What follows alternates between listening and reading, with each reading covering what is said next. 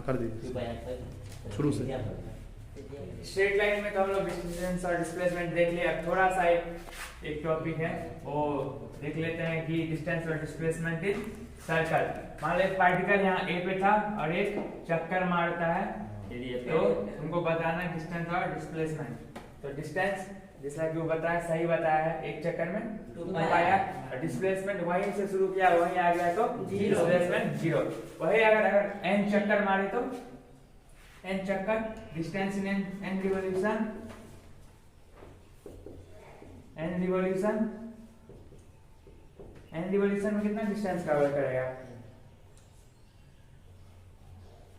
तुम बोला ना एक चक्कर में कितना 2 पाई, n चक्कर में n into 2 पाई है कि नहीं? एक बार घूमेगा तो 4 मीटर, तो 5 बार घूमेगा तो 4 5 20 मीटर है कि नहीं? वैसे ही distance in n revolution n into 2 pi r, ठीक है। और डिस्प्लेसमेंट क्या है? 0 ही होगा क्योंकि वहां घूम घूम के वहीं आ रहा है।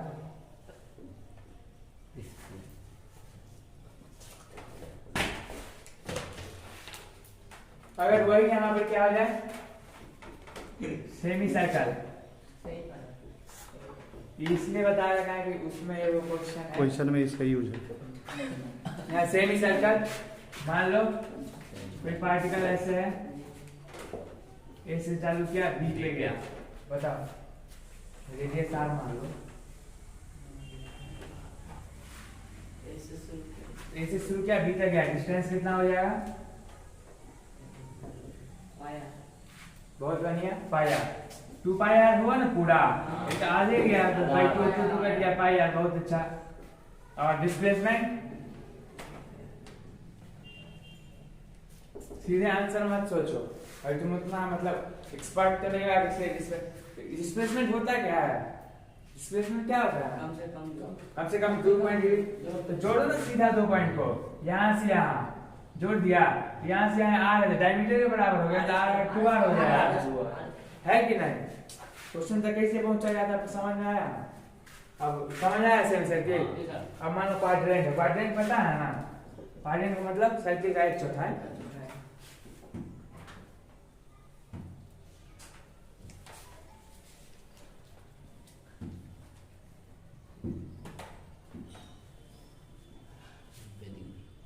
ए से शुरू किया बी तक गया, बताओ डिस्टेंस और डिस्प्लेसमेंट।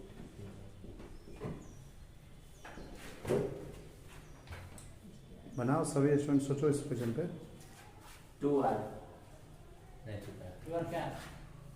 अरे पूरा चक्कर में कितना था? 2 पाई आर, चौथाई हो गया ना अब ई।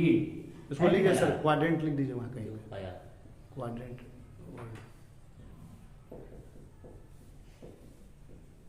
1/4 pi R, 2 pi R by 4 हो जाएगा ना, पाई आर बाई 2 होगा ना। देखो सर्कल का आधा, सेमी सर्कल, यहाँ 2 पाई आर का आधा डिस्टेंस है पाई आर। अब सेमी सर्कल का आधा या फिर सर्कल का 1/4, तो पाई आर बाई 2। और डिस्प्लेसमेंट क्या होगा? जो शॉर्टेस्ट होगा ए बी के बीच में, ऐसे जोड़ देगा वही होगा ना। तो ये आर है यार, 90 डिग्री है, तो क्या हो जाएगा? पाइथागोरस लगा देगा ना, आर का स्क्वायर प्लस आर का स्क्वायर रूट अंडर रूट 2 आ जाएगा, रूट 2 नहीं आएगा, हो गया। डिस्प्लेसमेंट क्या हो गया? रूट 2। किसी को कोई दिक्कत नहीं? नोट कर लो सभी।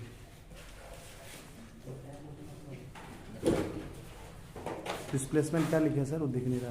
रूट 2।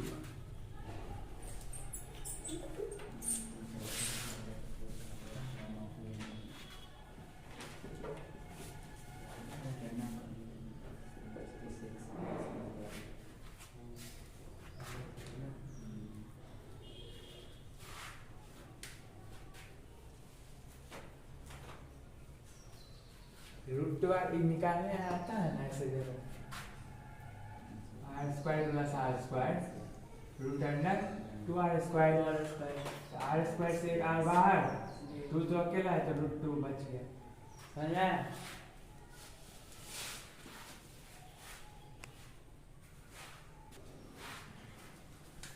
क्वेश्चन कह रहा है कि एक particle goes along quadrant of circle, quadrant में चल रहा है ए से बी की तरफ, जिसका रेडियस 10 मीटर है, जैसा कि फिगर में दिख रहा है। तो मैग्नीट्यूड ऑफ डिस्प्लेसमेंट निकालना और डिस्टेंस निकालना और एंगल निकालना डिस्प्लेसमेंट का एक्स एक्सिस। हाँ पूरा बता दीजिए। पहले निकालते हैं मैग्नीट्यूड ऑफ डिस्प्लेसमेंट। हाँ डिस्प्लेसमेंट निकालते हैं पहले, magnitude of displacement, quadrant displacement को यही बात जोड़े, यही डिस्प्लेसमेंट होगा ना। तो ये राइट एंगल ट्रायंगल है, क्वाड्रेंट है, तो राइट एंगल ट्रायंगल होता है। तो 10 में 10 है, तो ये हाइपोटेन्यूज क्या हो जाएगा?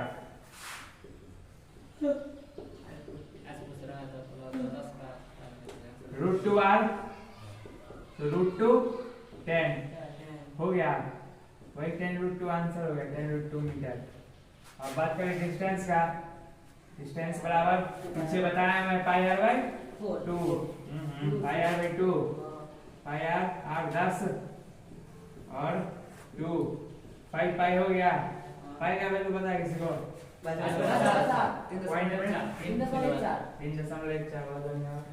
अब क्या बोल रहा है? Angle between displaced vector and x axis, x axis ये है कि नहीं, और डिस्प्लेसमेंट वेक्टर ये है, डिस्प्लेसमेंट वेक्टर ये है।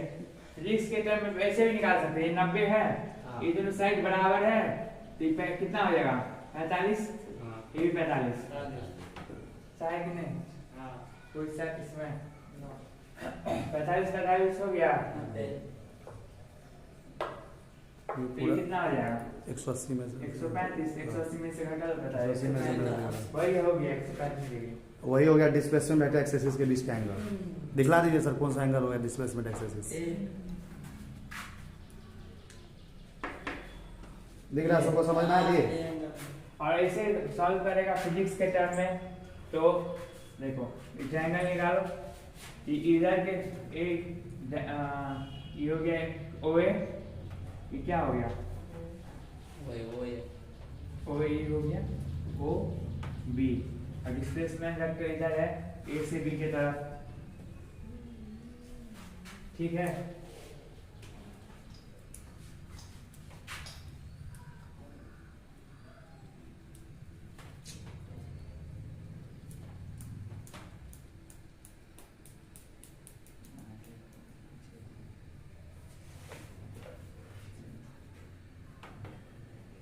अगर इसको पैरेलली शिफ्ट करें, है कि नहीं, इसको क्या करें? पैरेलली शिफ्ट करें, तो देखो ये ट्रायंगल ऑफ वेक्टर एडिशन से ये क्या हो गया? ये है O, ये वाला है, तो ये इधर, इसका जो है डायरेक्शन क्या है? क्लॉकवाइज, और ये क्या एंटी क्लॉकवाइज, तो ये रिजल्टेंट है कि नहीं? तो tan थीटा बराबर क्या हो जाएगा? tan थीटा ये रेडियस है, ये भी रेडियस है, तो 10/10 होगा कि नहीं? तो 1 आएगा। किस वैल्यू tan थीटा का वैल्यू होता है? ये किसका मान होता है? 45 डिग्री, 45 tan 45, थीटा 45 है, थीटा 45 है। अब पूरा एंगल तो ये गिनाएगा ना से, इधर 90 है और 45 है, कितना हो जाएगा? 135 डिग्री हो जाएगा। समझ में आया? वैसे भी निकालो वहां से 135 से आई फिजिक्स के तरह निकालो कि कैसे की समझ में आया ना। वेक्टर को पैरेलली शिफ्ट कर सकते हैं, नहीं कर सकते हैं? तो डिस्प्लेसमेंट वेक्टर क्या इनिशियल से फाइनल की तरफ होगा, ए से बी की तरफ होगा, और रेडियस तो बाहर की तरफ, इधर ए OA और इधर OB, तो इसको शिफ्ट करेंगे ऊपर, ठीक है। पैरेलली शिफ्ट हुआ इधर, और ये पैरेलली शिफ्ट हुआ इधर। तो देखो ये ऐसे दो vector, triangle of vector addition से ये क्लॉकवाइज है इधर, और एंटीक्लॉकवाइज मिल रहा है इसका, इसके अपोजिट डायरेक्शन में, तो ये रिजल्टेंट हो गया। इस थीटा को निकालने के लिए ये क्या हो जाएगा? परपेंडिकुलर बेस करेंगे ना, ये दोनों तो रेडियस है कि नहीं? यही रेडियस से कौन शिफ्ट किया है, तो ये भी 10 मीटर है, ये भी 10 मीटर है, तो 10/10 1 10 एक tan 45 होता है ना 1, तो थीटा वाला 45 होगा। एक्सिस से पूरा एंगल तो ये है ना, तो 45 वाली से ये तो 90 डिग्री है यहाँ, तो 90 प्लस 45 135 135 डिग्री है। और डिस्टेंस भी सर निकाल के एक बार दिखा दीजिए उसमें। डिस्टेंस यहाँ निकाल। अच्छा अच्छा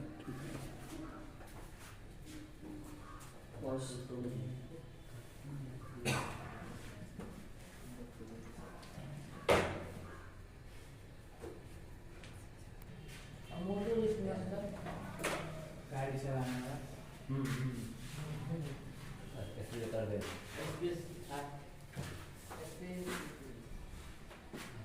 क्वेश्चन में एक ठो वो है क्या? एक बार सर समझा दीजिए बस क्वेश्चन।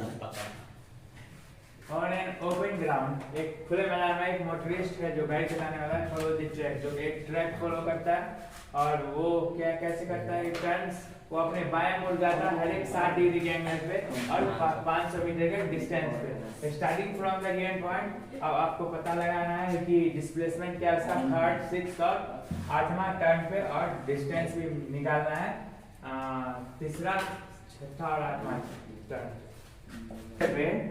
जैसे 500 मीटर चला, 500 मीटर चला, उसके बाद ये क्या कर रहा है, 60 डिग्री का टर्न ले रहा है।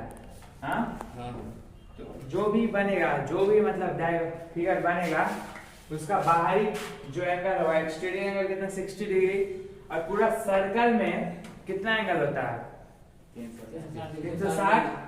तो वो जो डायग्राम बन पाएगा वो 6 भुजा वाला बन पाएगा।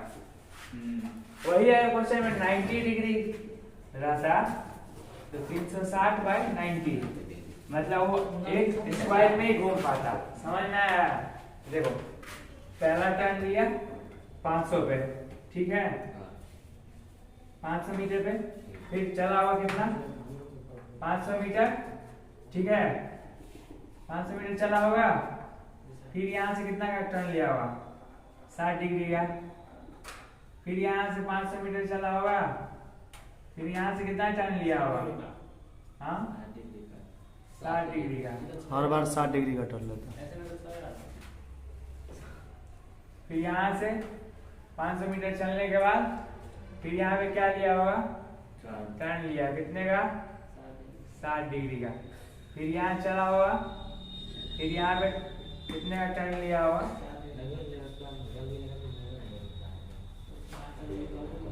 60 डिग्री का। 1 2 3 4 5 6, ध्यान दो ना इधर। अब फिर से वो 5 मतलब अब 8वां टर्न इसी में घूमने लगेगा, नहीं समझा?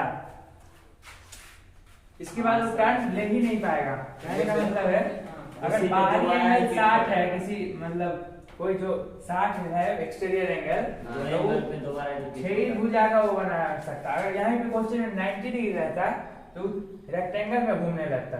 समझा क्या बोल रहे हैं? तो इसको नाम दे दें A B C D E F, ठीक है।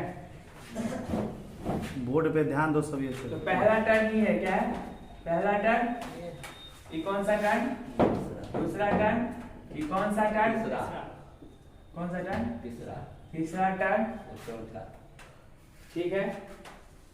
और यहाँ पर ये चौथा टर्न, ये कौन सा टर्न, पांचवा टर्न, ये कौन सा टर्न, ये 5वां हुआ ना। यहाँ भी ये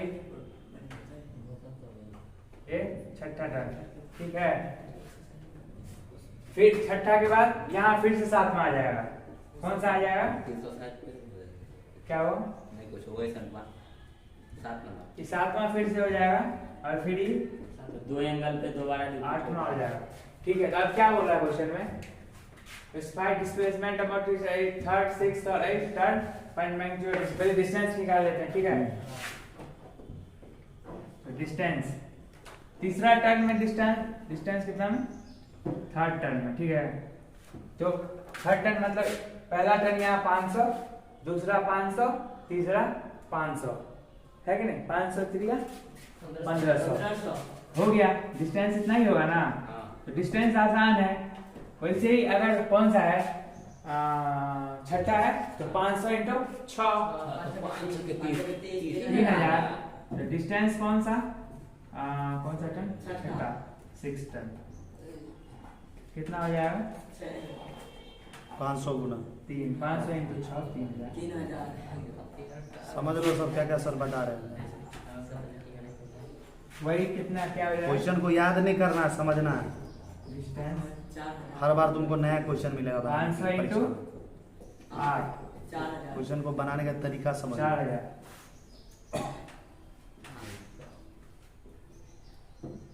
अब क्या देखें? अब डिस्प्लेसमेंट देखें तीसरा टर्न पे। तो डिस्प्लेसमेंट क्या होगा? जो कि फाइनल और इनिशियल को मिलाता हो। स्टार्ट तो ए से किया था, तो मिलाओ इसको। भाई ध्यान दो, है कि नहीं? ये पूरा 60 डिग्री होगा, है कि नहीं? तो ये एंगल कितना आ जाएगा?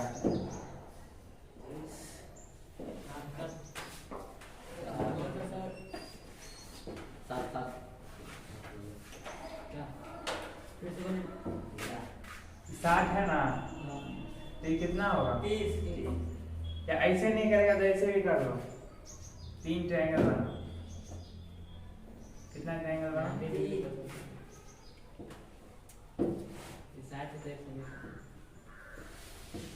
ऐसे ट्रायंगल बना। ये भी 500 है, ये भी 500 है, और ये भी 500 है, ठीक है?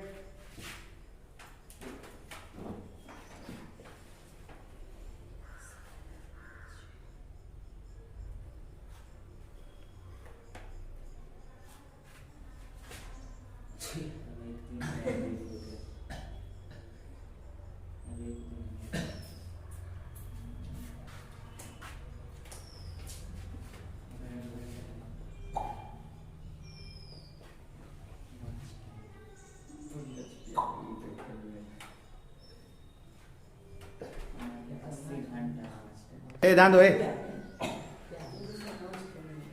डायग्राम थोड़ा सा ऐसे हो गया, इसलिए से वो हो गया। ये क्या है?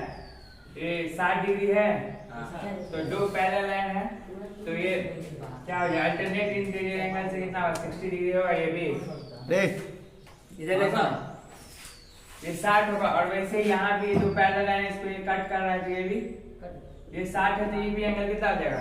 60 होगा कि नहीं? तो वेक्टर रेजोल्यूशन में तुम लोग पढ़ा होगा कि थीटा की तरफ cos थीटा 500 cos थीटा, और इधर थीटा की तरफ क्या लेते हैं? cos theta. याद है वेक्टर में पढ़ाए होंगे सर तुमको। तो 500 cos 60 डिग्री, इसका वैल्यू आ जाएगा 500 cos 60, और ये 500 के सामने है, तो ये कितना? 500 हो जाएगा, है कि नहीं? और ऐसे ये भी क्या हो जाएगा? 500 cos 60 हो गया। ये डिस्प्लेसमेंट निकल गया कि नहीं? तो थर्ड टर्न का डिस्प्लेसमेंट क्या हो जाएगा?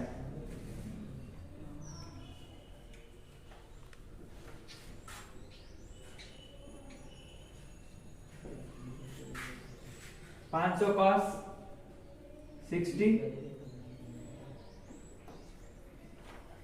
2 इंटू 2 बार है ना 500 cos 60 प्लस 500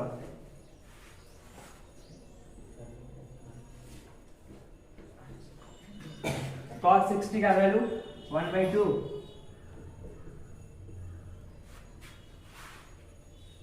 ये 2 कट दिया, 500 प्लस 500 1000। समझ में आया?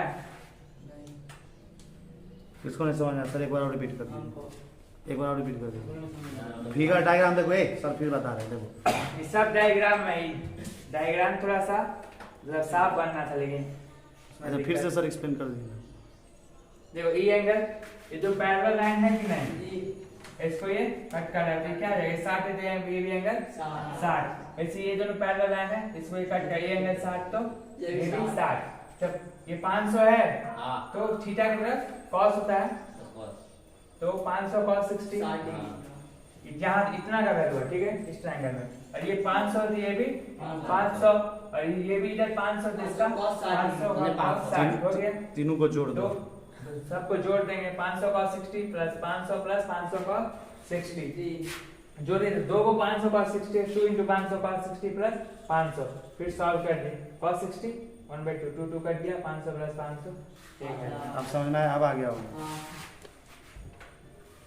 चलो नोट कर लो, जिसको नोट करना नोट कर सकते। और इसको नोट करने दीजिए। और 6th में तो आसान है, 6th में तो यहीं से शुरू किया था ना, 6 टन वहीं पर है, मतलब डिस्प्लेसमेंट 0।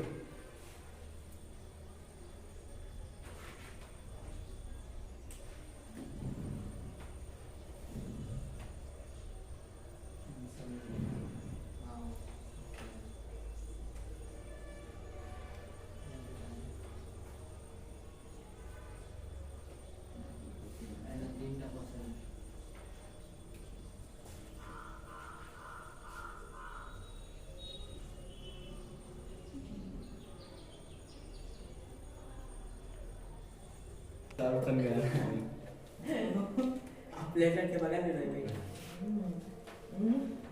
तो फिर से बता दीजिए सर, 6 टन मतलब 8 टन कहाँ से कहाँ तक?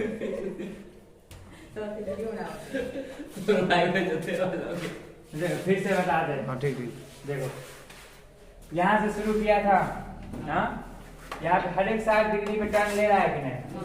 500 मीटर का चला, फिर टर्न लिया 60 डिग्री का, ठीक है। फिर 500 मीटर चला, फिर टर्न लिया। 60 डिग्री पे टर्न है इसलिए 6 ही टर्न ले सकता है। उसके बाद क्या करेगा? उसी रास्ते पे वो फॉलो करने लगेगा, ठीक।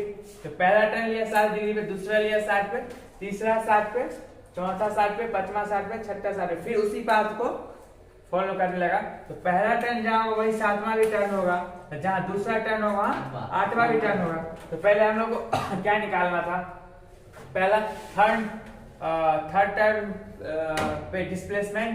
तो देखो ये एंगल 60 है, तो ये दोनों पैरेलल है, तो ये कट करना, तो ये एंगल 60, तो ये भी 60, वैसे ये एंगल 60, तो ये भी 60। तो अगर इसको रिजोल्यूशन करेंगे तो 500 है, तो थीटा की तरफ cos थीटा आता है, 500 cos थीटा। इधर भी ऐसे ही 60 है, तो थीटा की तरफ cos थीटा आता है, 500 cos थीटा। इस बीच वाला ये 500 है, इसलिए ये भी 500। तो 500 cos theta plus 500 plus 500 cos theta, इसको जोड़े सॉल्व के cos थीटा का वैल्यू डाल के तो 1000 है, ठीक है। अब थर्ड टर्न का पता चल गया डिस्प्लेसमेंट। अब 8 टन का अब छठे का निकालना है। छठा टर्न पे वहीं आ रहा है पार्टिकल जहां से स्टार्ट किया, तो वहां डिस्प्लेसमेंट 0 हो जाएगा। अब तीसरा टर्न पे देखते हैं, तो तीसरा टर्न है यहाँ, सॉरी 8वां टर्न का देखते, तीसरा का तो निकाल दिया, 8वां टर्न का देखते हैं। 8वां का टर्न, तो ए बी यहाँ पे है, तो डिस्प्लेसमेंट क्या होगा? AC को मिलाएंगे, है कि नहीं, 8वां टर्न के लिए। तो ए बी वेक्टर AC जो है, AC वो रिजल्टेंट है AB और BC का, और दोनों के बीच एंगल कितना है? 60 डिग्री।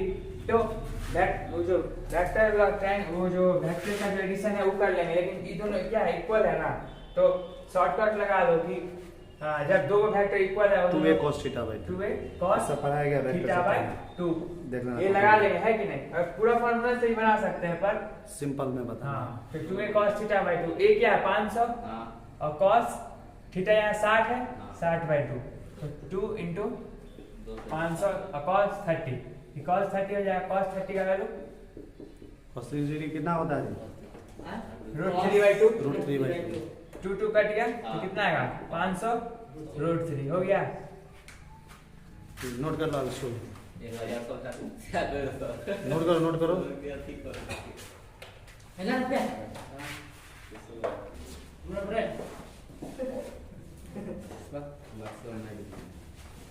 नहीं तो अपने भी जाके वाला वो ग्रुप बनो ना। हाँ बनेगा। हाँ हम बनेने छी, ओमे सब जुड़ गए हैं। जुड़ गए हैं हम तो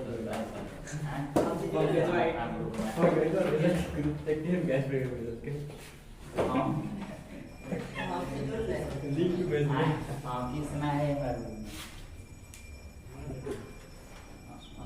अच्छा, चौथा क्वेश्चन जो है, जो हम बताए हैं सबसे पहले आगे क्लास में, सेमी सर्किल वही क्वेश्चन है, खाली वैल्यू डाल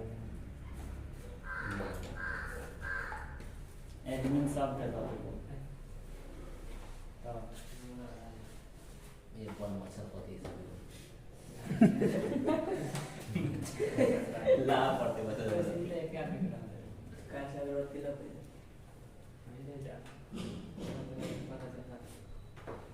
हाँ लेकिन कैसा अगरबत्ती का वैसे ले दे रेडियस r है ना उस पे घूम रहा है, ठीक है।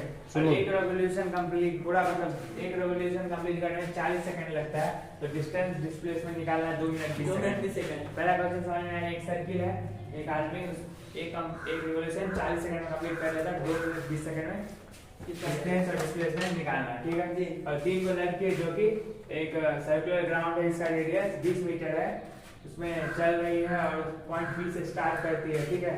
और ये सब क्यू पे पहुंचती है, अलग अलग पाथ से है, तो बताना है सबका डिस्प्लेसमेंट बताना है और बताना है कि किस लड़की के जो है पाथ लेंथ से डिस्प्लेसमेंट इक्वल है, ठीक है।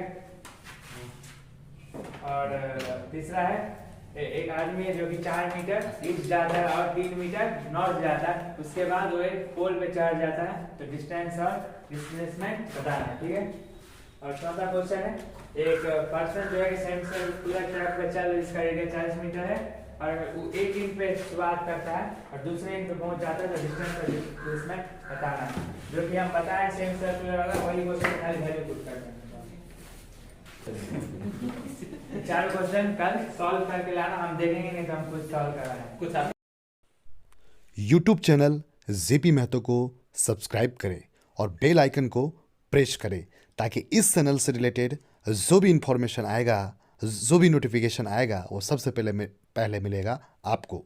तो यूट्यूब चैनल जेपी महतो को सब्सक्राइब करना ना भूलें और बेल आइकन को प्रेस करना ना भूलें।